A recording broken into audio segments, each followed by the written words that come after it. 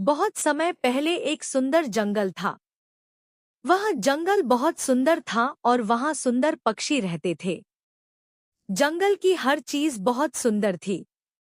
उस जंगल में एक मेंढक रहता था जो स्वभाव से बहुत शांत और प्यारा था और हमेशा प्रकृति की सुंदरता का आनंद लेता था। मेंढक दूसरों की बहुत मदद करता था और अपने मददगार स्वभाव के कारण कभी भी किसी की मदद करने से मना नहीं करता था। जंगल का हर जानवर मेंढक के मददगार स्वभाव को पसंद करता था। मेंढक खुशी खुशी रहता था। एक छिपकली भी जंगल में रहती थी और वह मेंढक की दोस्त थी। वह छिपकली बहुत तेज और फुर्तीली थी। वह बहुत तेजी से दौड़ती थी। उसे अपनी इस काबिलियत और तेजी पर बहुत गर्व था। उसे हमेशा लगता था कि उससे ज्यादा होशियार कोई नहीं है।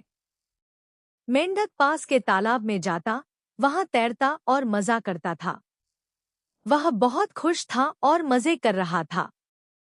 मेंढक बहुत धीरे धीरे चलता था, इसलिए जहां भी वह जाना चाहता था वहां पहुंचना उसके लिए बहुत मुश्किल होता था।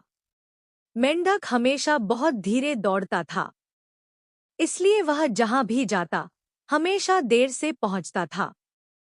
जब छिपकली मेंढक को धीरे चलते देखती तो हमेशा उसका मजाक उड़ाती थी। तब मेंढक को एहसास हुआ और उसने छिपकली से कहा, देखो छिपकली भाई, भगवान ने सबको एक जैसा नहीं बनाया है, क्योंकि इस धरती पर हर प्राणी आकार में भिन्न है और उनका उद्देश्य भी अलग है। इसलिए छिपकली ने मेंढक से कहा, किसी का मजाक मत उड़ाओ। लेकिन छिपकली का दूसरों का मजाक उड़ाने का रवैया कभी नहीं बदलने वाला था। वहीं मेंढक स्वभाव से बहुत शांत था। सब कुछ हमेशा की तरह चल रहा था। मेंढक खाना इकट्ठा करके जमा करता रहता था ताकि जरूरत के समय उसका इस्तेमाल कर सके। लेकिन छिपकली को बहुत घमंड था और वह मेंढक को बेवकूफ समझती थी। एक बार मेंढक किसी बात पर बहुत गहराई से सोच रहा था। तभी अचानक छिपकली ने पूछा, क्या हुआ भाई? तुम इतनी देर से क्या सोच रहे हो? मैं तुम्हें देख रही हूँ। क्या हुआ भाई? क्या तुम मुझे बता सकते हो? लेकिन उसने छिपकली के सवालों का जवाब नहीं दिया, क्योंकि मेंढक बहुत परेशान था और किसी चीज के बारे में सोच रहा था। कुछ समय बाद मेंढक ने छिपकली से कहा, मुझे खाने के उस भंडार की थोड़ी चिंता हो रही है जो मैंने जमा किया है, क्योंकि जल्द ही मॉनसून आने वाला है और अगर खाना कम पड़ गया तो मेरे लिए जिंदा रहना बहुत मुश्किल हो जाएगा। छिपकली ने मेंढक पर हंसते हुए कहा, भाई मेंढक, तुम बहुत डरपोक हो। खाना जमा करके क्यों रखते हो? मैं तो खाना जमा नहीं करती। मुझे पता है कि मैं किसी भी हालत में अपना खाना खा सकती हूँ, क्योंकि मैं बहुत तेज हूँ। तुम्हारी तरह नहीं, भाई मेंढक, जो बहुत धीरे हो।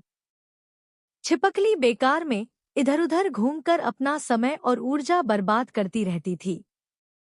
उसे अपनी तेजी पर बहुत घमंड था, इसलिए वह भविष्य के लिए कोई खाना जमा करके नहीं रखती थी। वह मेंढक को बेवकूफ समझती थी।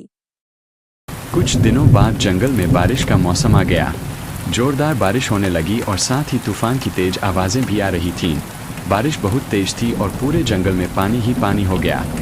जोरदार बारिश की वजह से मेंढक ने अपनी मेहनत से पत्थर का एक घर बनाया था और भारी बारिश में वह उसी घर में रहता था, इसलिए मेंढक बहुत खुश था। दूसरी ओर भारी बारिश के कारण छिपकली मुसीबत में थी, क्योंकि उसके पास बारिश से बचने के लिए कोई ठिकाना नहीं था और हर तरफ बारिश हो रही थी।